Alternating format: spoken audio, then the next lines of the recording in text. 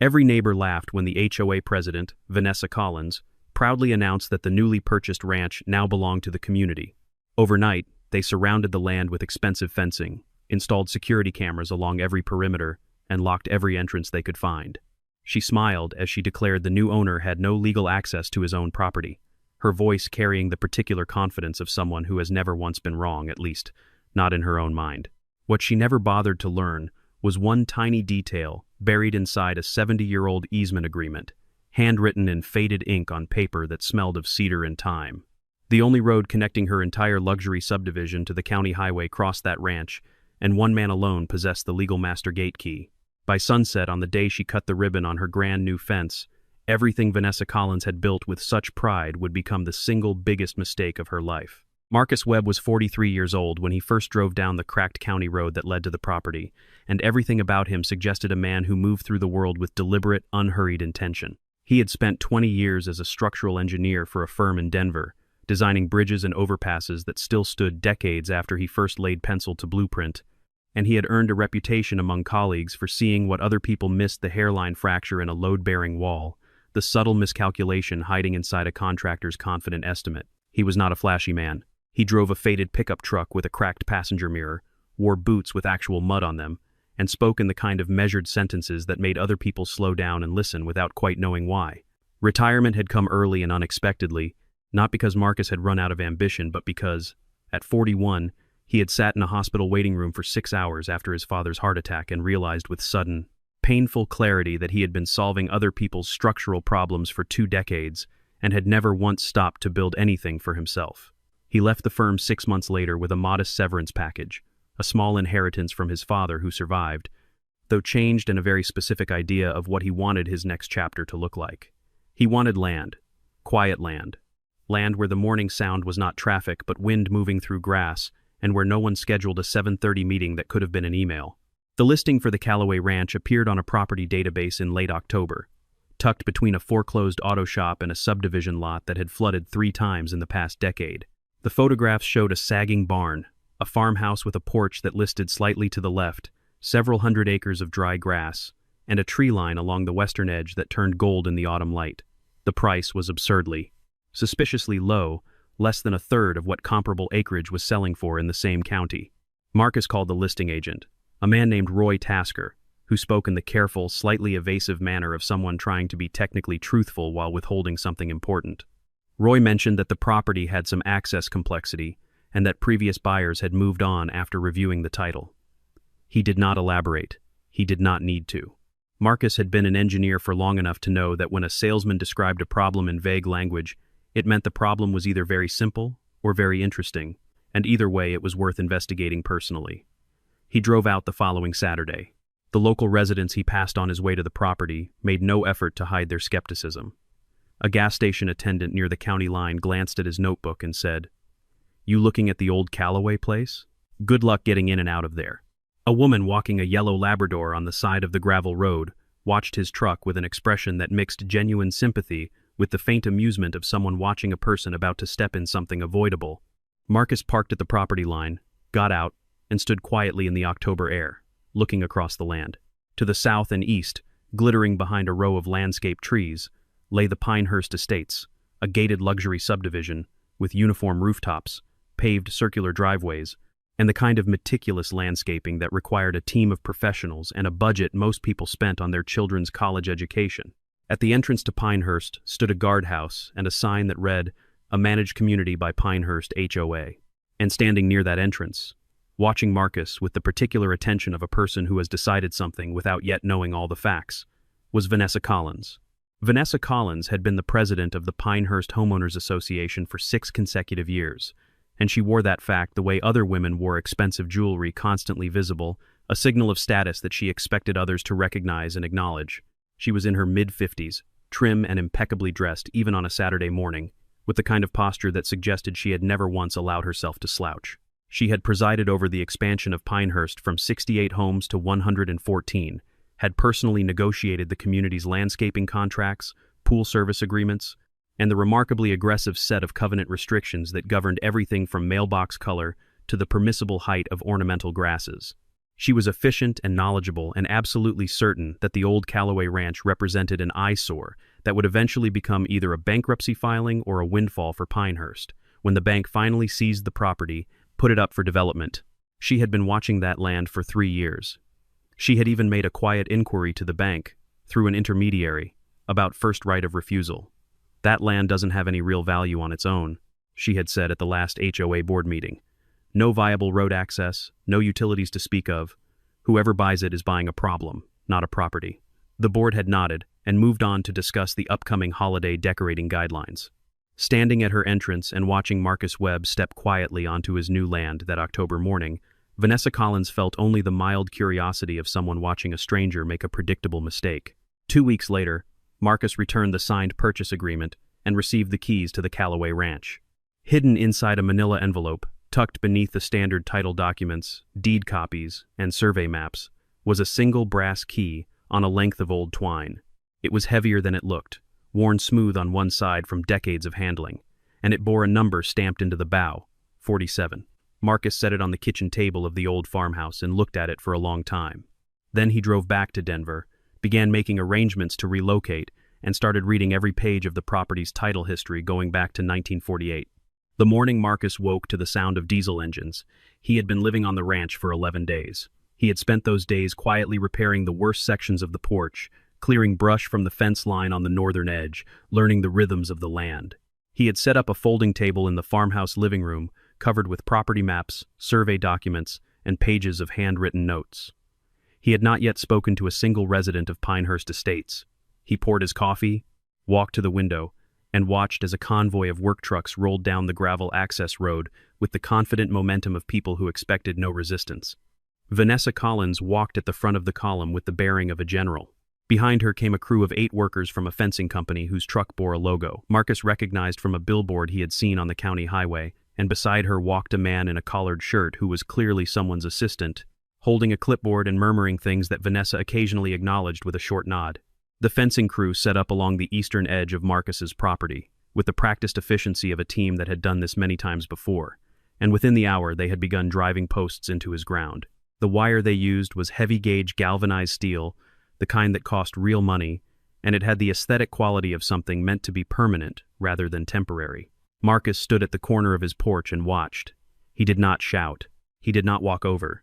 He took out his phone and began photographing everything he could see: the trucks, the crew, the posts going into his ground, the clipboard in the assistant's hands, and Vanessa Collins's face, sharp and satisfied beneath the morning light. By midday, the eastern boundary was fenced. By mid-afternoon, the crew had moved to the southern edge. Vanessa supervised with the careful attention of someone making sure an investment is executed exactly to specification. At one point, she caught Marcus watching from across the field and held his gaze for a moment, then turned away as though he were simply part of the landscape. A worker who stopped near the property line to drink water glanced over at Marcus and said, with what seemed like genuine awkwardness, "The HOA's paying for all this, man. We're just doing the job we were hired for." Marcus nodded and said nothing. By late afternoon, the crew had installed 3 cameras on posts along the fence line, their lenses angled down to cover the ground on both sides.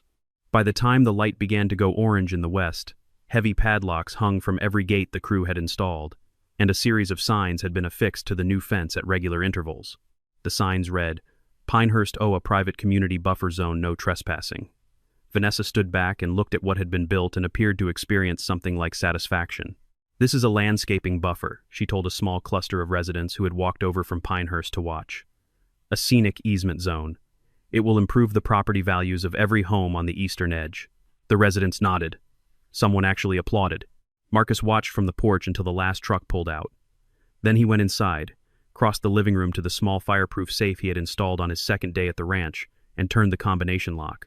Inside, beside his property deed and survey maps, sat the brass key on its length of old twine. He picked it up, turned it over in his hand once, then set it on the table beside his coffee cup, and opened his laptop to search for the name of the best property rights attorney in the county.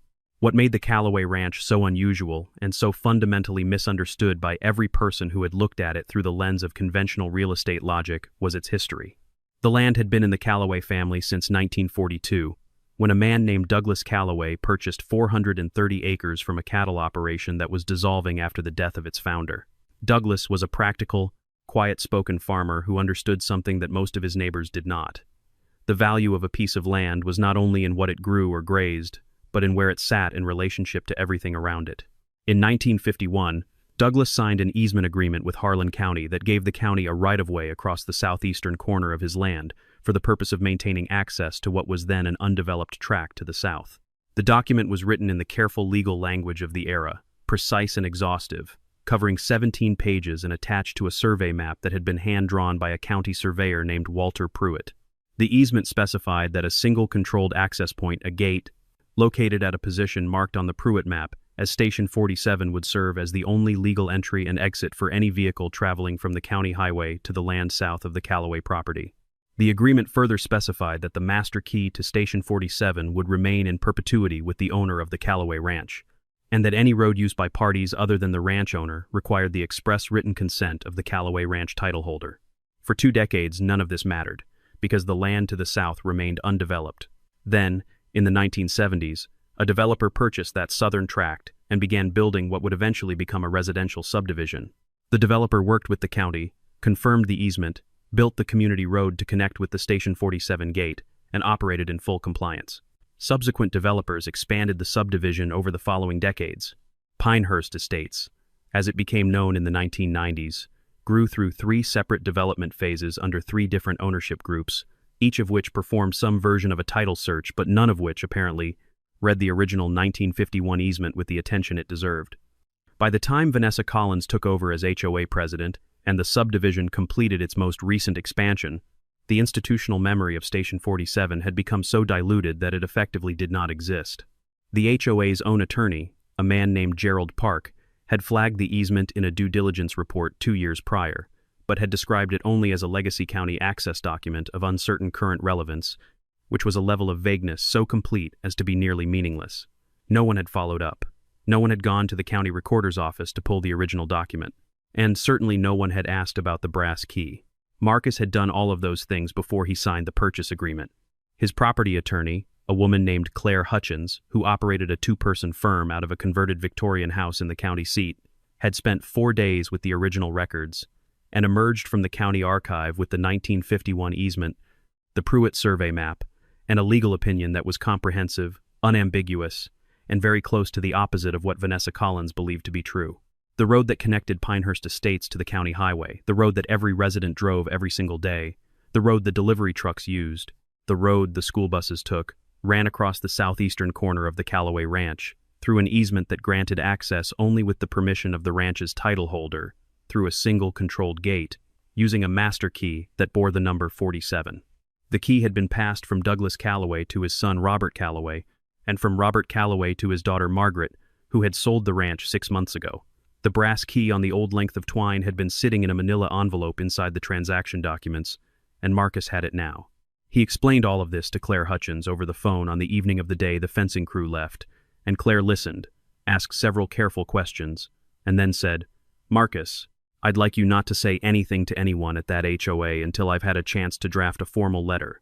Can you do that?" Marcus said he could. He was, after all, a patient man.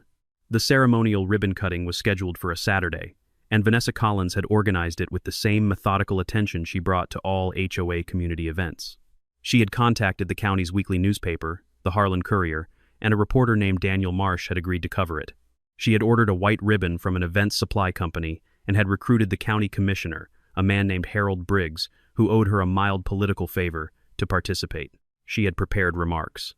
The morning of the event was clear and unseasonably warm, and the residents of Pinehurst turned out in numbers perhaps 60 people, dressed in the casual but composed style of people who had money and were comfortable showing it, standing along the fence line with cups of coffee from the community clubhouse. Vanessa stood at the new gate, a large, ornamental iron structure that the crew had installed at the eastern entrance of the HOA's new buffer zone, directly on what was, by legal description, Marcus Webb's property, and spoke for approximately 8 minutes. She thanked the community for their patience during the construction phase. She described the buffer zone as an investment in the visual and ecological character of Pinehurst Estates. She noted that the land to the north, the old Callaway Ranch, was a reminder of what the region looked like before careful stewardship and community commitment transformed it into something worth protecting. She did not mention Marcus Webb by name. She did not look in his direction. She concluded by saying that this fence represented the boundary between intention and neglect, which drew appreciative murmurs from the assembled residents. Commissioner Briggs said a few words about community pride. Daniel Marsh took several photographs. The ribbon was cut. People clapped. Marcus stood about 200 yards away, near the old farmhouse, and watched. He had his phone in his hand, not for photographs this time, but to check a message from Claire Hutchins, which had arrived 17 minutes earlier and contained 3 words. They're on their way. The 2 vehicles from the Harlan County Road Authority arrived without ceremony, which was itself a kind of statement. They were white pickup trucks with the county seal on the door, and they pulled to a stop at the edge of the access road with the unhurried authority of people who had a job to do and were entirely unimpressed by ribbon cuttings. The lead inspector was a man named Dale Whitmore, who was in his late 50s, wore a canvas jacket and a county-issued hard hat, and carried a battered aluminum clipboard containing documents that went back to 1951. His assistant was younger, quieter, and carried the survey equipment. They did not knock. They did not announce themselves through the HOA guardhouse. They pulled up to the property boundary, got out, and began measuring. The initial silence among the Pinehurst residents was one of polite puzzlement, the kind of silence that precedes understanding. People exchanged glances. Someone asked Vanessa, quietly, what was happening. She watched the inspectors with a frown that suggested she was working to categorize what she was seeing into a framework that made sense, and finding it difficult. Gerald Park, the HOA's attorney, appeared at her elbow and murmured something about a county survey notification he had received Friday afternoon that he had assumed was routine. Vanessa told him to go talk to them. Gerald Park walked across to Dale Whitmore and introduced himself as the HOA's legal representative. Dale Whitmore handed him a copy of the original 1951 easement without breaking his rhythm with the survey equipment. Gerald Park began reading it. His expression, as he read, was the expression of a man discovering a structural problem in something he had assured everyone was sound. He read for 2 minutes. Then he read it again. Dale Whitmore, meanwhile, was comparing measurements from the current fence installation against coordinates from the Pruitt survey map, and he was making notes on his clipboard with the focused economy of someone whose findings were not surprising him. By the time the measuring was complete, a small crowd of residents had drifted over, drawn by the change in atmosphere. There is a particular feeling that spreads through a crowd when something is discovered to be seriously wrong. It moves like a change in air pressure, felt before it is understood. The residents of Pinehurst felt it now. Dale Whitmore looked at his notes, then looked at the fence, then looked at Gerald Park, and said, in the flat professional voice of someone reading a weather report, the eastern fence line extends approximately 40 feet into the Callaway Ranch title boundary at its northernmost point and approximately 62 feet at its southernmost. Every post on the eastern run is on private land belonging to the current ranch title holder, he continued. The cameras installed on the eastern boundary are positioned on private property without recorded easement or permission. The gate structure currently installed at the eastern entrance to your community road sits directly across a designated right-of-way corridor protected under the 1951 Callaway County easement agreement. That installation creates an obstruction to a recorded legal access route. He paused for the briefness of a professional who does not dramatize. You're going to need to address all of this. Vanessa Collins said, this is a landscaping buffer. The HOA had this reviewed. Gerald Park put his hand on her arm in the way of a lawyer who needs a client to stop talking. The crowd was very quiet now. Someone's coffee cup lowered slowly, without anyone seeming to decide to lower it. Dale Whitmore looked at his clipboard, and then looked across the field to where Marcus Webb was walking, slowly and without hurry, across the dry grass toward the group. Then Dale said the thing that changed everything. His voice was conversational, without theater. I need to ask, who has the original master gate key for Station 47? The silence that followed was not the silence of a pause. It was the silence of a room where the furniture has just rearranged itself. Marcus reached into the front pocket of his canvas jacket and produced the brass key on its length of old twine, and he held it up in the morning light without particular drama, the way you hold up a tool you've carried all along.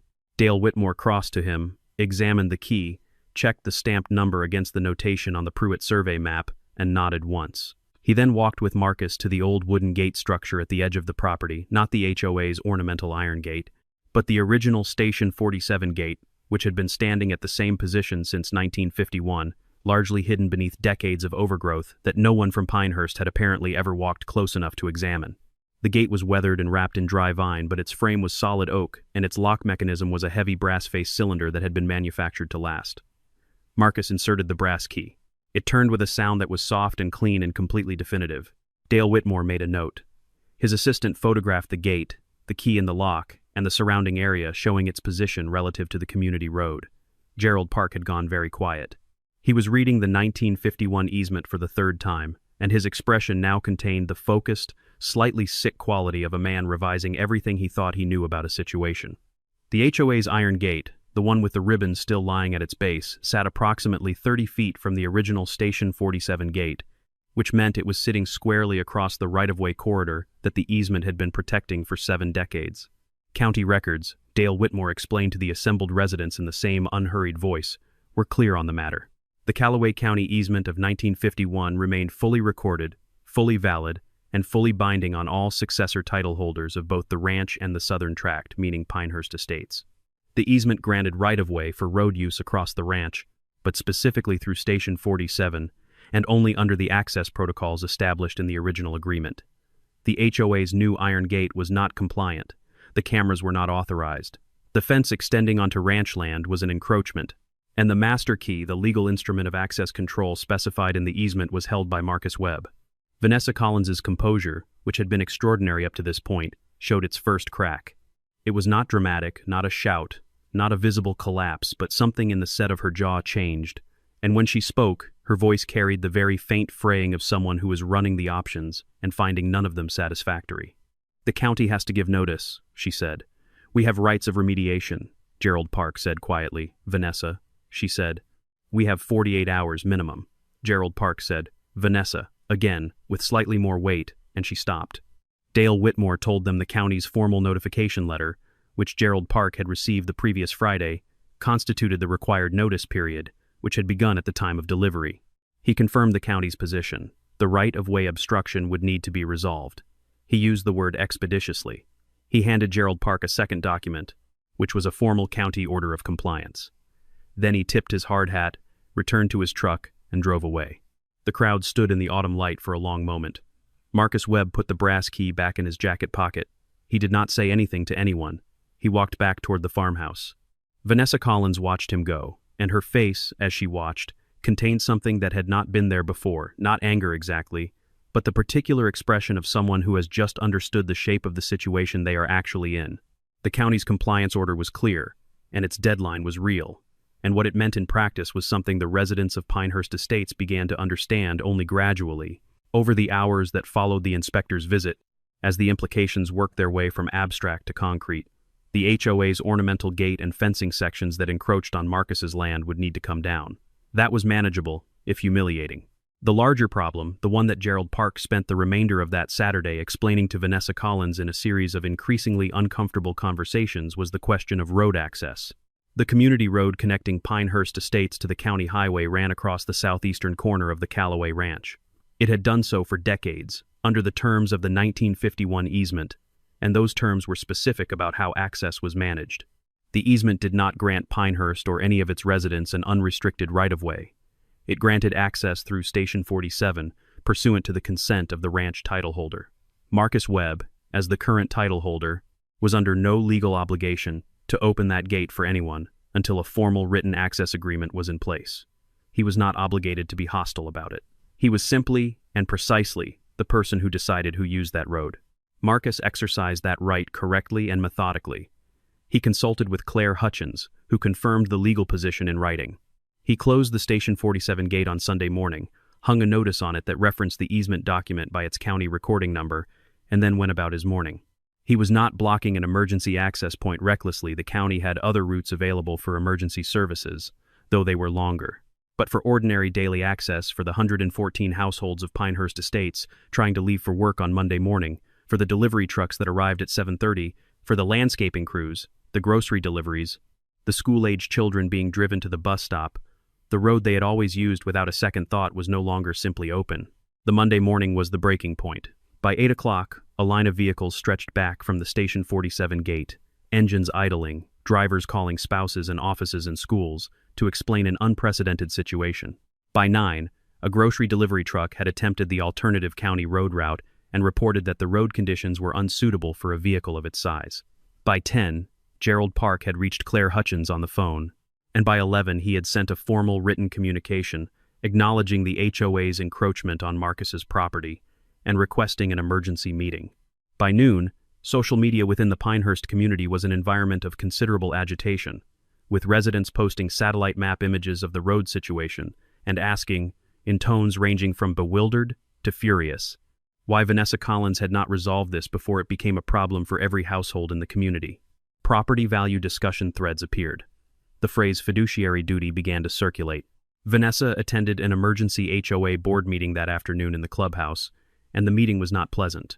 The other 4 board members had read Gerald Park's analysis of the easement situation, and their questions were pointed. How had the encroachment proceeded without a full title review? Why had the 1951 easement not been flagged as a material concern during the buffer zone project planning? Who had authorized the budget for the fencing and cameras without a formal board vote? Vanessa answered carefully and thoroughly, but the answers she gave only made clear how many decisions had been made by her alone, on the basis of her assumption that the Callaway Ranch was legally inaccessible and therefore practically irrelevant. Each answer settled something heavier onto the shoulders of the people listening. Outside the clubhouse, a family who had missed a flight sat in their driveway with their luggage. A home repair contractor had been unable to reach the property where he was scheduled to begin a week's worth of work. A real estate agent representing a home in Pinehurst that was currently listed for sale received a call from prospective buyers who had just learned about the access situation and were withdrawing their offer. It was, in the aggregate, a bad Monday. And it was all connected, in a direct and unambiguous line of causation, to the ribbon-cutting ceremony that had taken place 48 hours earlier. Vanessa Collins drove to the Callaway Ranch on Tuesday morning without calling ahead. She drove through the old entrance gate on the north side, which Marcus had left open, parked her car in the gravel near the farmhouse porch, and sat for a moment with her hands in her lap before she got out. She was dressed as she always was, carefully, precisely, in the manner of someone who uses appearance as a form of argument. But something in her bearing had shifted by the smallest perceptible degree, the way a well-maintained structure begins to reveal stress before it shows any outward crack. Marcus was on the porch with a coffee cup when she walked up, and he watched her approach without expression. She said that she was there to discuss a resolution. She said she believed there was a practical path forward that would work for both parties. She said she was prepared to make a significant financial offer for the easement rights and amount. She said that was well above market for comparable access agreements in the county. She named a figure. Marcus listened. She then said she was also prepared, if he preferred a simpler arrangement, to make an offer on the ranch itself. She named a second figure, which was considerably larger than the first. "I can go higher," she said, and there was something in the way she said it that was very different from the way she had spoken at the ribbon cutting. The absolute confidence was still present, but it was thinner now, like a surface that has been sanded. "I understand this has been disruptive. I understand you have leverage. I'm trying to find a solution that works." Marcus set his coffee cup on the porch railing and said, with complete evenness, that the ranch was not for sale. He said the master gate key was not for sale. He said he appreciated her driving out, but that the conversation he was interested in having was a different one. He had prepared a list, and he read it from a single piece of paper he had taken from his jacket pocket. The HOA would issue a formal written apology, signed by the full board, acknowledging the unauthorized encroachment on his property and the installation of structures without permission. The HOA would, at its own expense, remove every piece of fencing, every camera post, and every sign installed on his land, and would restore the ground surface to its prior condition. The HOA would pay the documented costs of his attorney's time and his own time and inconvenience during the period of encroachment. And the HOA would enter into a formal written easement agreement drafted by Claire Hutchins, reviewed by the county, and recorded against the Pinehurst Estates title, specifying the terms of road access, which would include a permanent prohibition on any HOA structure, fence, or installation on any portion of the Callaway Ranch, without the express written consent of the ranch owner. Vanessa listened to the full list without interrupting. When he finished, she said, "That's all?" He said that was all. She sat with it for a moment. Then she said she would take it back to the board. She said it with the practiced neutrality of a negotiator, but her eyes, which had always been very direct, they were doing something slightly different now. Working through the available options the way a person works through a problem they cannot engineer their way out of. She drove back down the gravel road, and Marcus watched until her car was out of sight, then picked up his coffee. He did not know, when she left, what she would tell the board. He did not particularly need to know. He had said what he wanted to say, clearly and without anger, and now the situation was what it was. He went inside and looked at the survey maps on his table and drank his coffee and thought about the fence line on the north edge that still needed another week of clearing. The board meeting convened on Thursday evening, and 37 residents attended more than had attended any HOA meeting in the previous 3 years combined. Gerald Park opened with a formal legal analysis that took 40 minutes and left very little room for alternate interpretation. The encroachment was real and documented. The easement was valid and binding. The county's compliance order was enforceable. The HOA's potential legal exposure included the costs of encroachment damages, attorney fees, and the ongoing liability of restricting a recorded right-of-way, a liability that grew for every day the road situation remained unresolved. The total estimated financial exposure, Gerald Park said, speaking from a document he had prepared with visible reluctance, was in the range of several $100,000, with the potential to reach significantly higher if the matter proceeded to litigation. The questions that followed were direct and specific. Residents asked who had approved the buffer zone project budget. They asked why no full title review had been completed. They asked who had signed the fencing contract. They asked why the easement flagged in the 2-year-old due diligence report had been described as uncertain current relevance rather than investigated properly. The answers to each of these questions led back to the same place.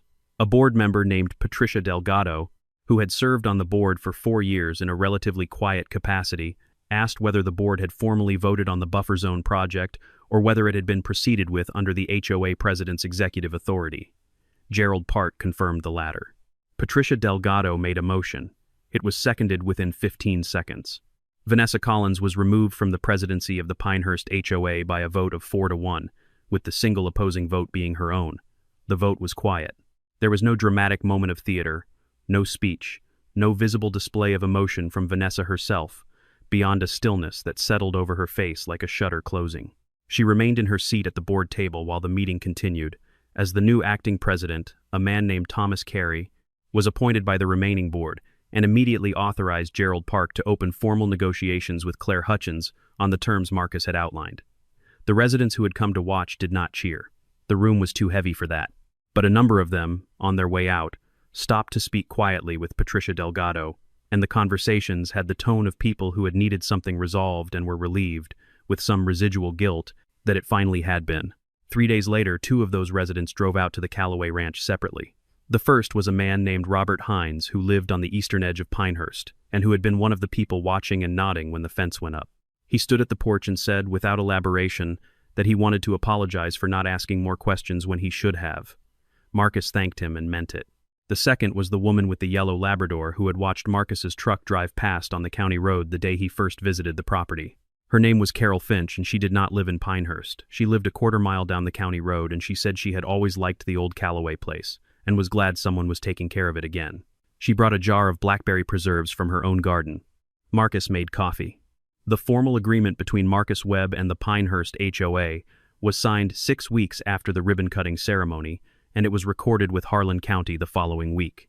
The document was thorough and specific, as Claire Hutchins's documents always were.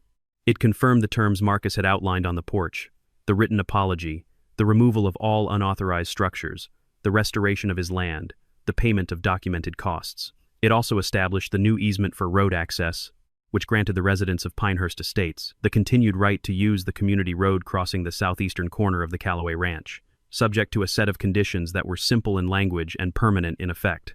Chief among them was this: no homeowners association, no developer, no individual property owner, and no entity acting on behalf of any of the above was permitted to install any structure, fence, gate, barrier, signage, or permanent installation of any kind on any portion of the Callaway Ranch without the express written consent of the ranch's title holder. The agreement was binding on all current and future title holders of the Pinehurst Estates subdivision in perpetuity, recorded against every parcel in the community. The county erected a small green sign at the edge of the easement road where it crossed onto Marcus's land. The sign read, "Private Ranch Access Public Right of Way Easement Harlan County, 1,951. It was modest and accurate and said everything that needed to be said. The fencing crew, a different company this time, hired by the HOA, spent 3 days removing every post and every section of wire from Marcus's property, hauling out the cameras, and carefully reseeding the ground where the posts had gone in. Marcus supervised the restoration work without comment, walking the line each evening, with a level to confirm the surface was being graded correctly, because he was, after all, an engineer and could not quite stop himself. Vanessa Collins sold her home in Pinehurst Estates the following spring.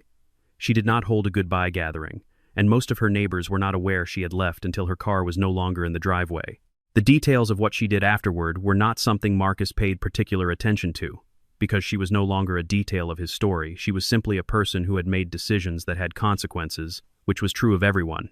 The HOA, under Thomas Carey's presidency, adopted a revised set of bylaws that required a full title review and county records check before any project touching a property boundary could be approved. It also established a formal budget committee with mandatory board approval thresholds that left no room for unilateral executive action. The changes were dry and procedural and completely necessary. Marcus spent the winter repairing the farmhouse, section by section, the way he had learned to approach structural problems over 20 years of engineering methodically, from the foundation up, fixing what was wrong before adding anything new. He replaced the sagging porch beams and releveled the floor. He restored the barn's eastern wall, which had been leaning at an angle that troubled him every morning. He began clearing the north pasture for the horses he had been thinking about since before he signed the purchase agreement, back when the land was still just a map and an idea, and a suspicion that the price was too low for the thing to be as simple as it seemed. The people of Harlan County, who had watched the whole business with the particular attention that small communities bring to unusual local events, began calling the episode the Gate Key Story. The name spread first among people who lived along the county road and then into the town proper, passed person to person, the way that satisfying stories always spread because it contained something people recognized as true, even before they could articulate what that something was. It was not simply a story about a man who won a legal dispute, though that was part of it. It was a story about what happens when confidence becomes carelessness, when the assumption of power substitutes for the understanding of law, and when a person who does not shout and does not rush and does not mistake volume for authority simply waits, with evidence in hand, for the moment when the truth becomes undeniable. On a morning in late November, when the air had turned sharp and the light was the particular low amber of autumn's last days, Marcus saddled his horse, a gray quarter horse named Bishop, that he had brought from a stable north of Denver, and rode across the south pasture toward the old Station 47 gate. He unlocked it with the brass key, swung it open, rode through, and then turned Bishop to look back at the land. The farmhouse sat solid and straight on the rise. The barn's eastern wall stood clean against the sky. The fence line that ran along his northern boundary was straight and true, repaired by hands that knew what they were doing. The HOA's sign was nowhere visible from here. The county road was quiet. The gate, old and weathered and genuine, stood open behind him. He had never believed that owning land was about keeping other people out. He had believed, from the beginning, that it was about understanding what you had, and what that meant, and what obligations came with it. The easement was not a weapon. The brass key was not a trophy. They were instruments of a particular kind of order, the kind that had been put in place by careful people, 7 decades ago, to make sure that access and equity and the rights of property were documented clearly enough to survive the passage of time and the arrival of people who had never thought to ask. He had asked. That was all. Marcus Webb rode back through the gate and closed it behind him with the soft, clean click of a lock that had been properly maintained, and the sound carried briefly across the November field and then was gone. The sign at the edge of the easement road caught the morning light, green and legible, and precisely worded, and the Callaway Ranch settled into the quiet it had always deserved, tended now by someone who had read every page.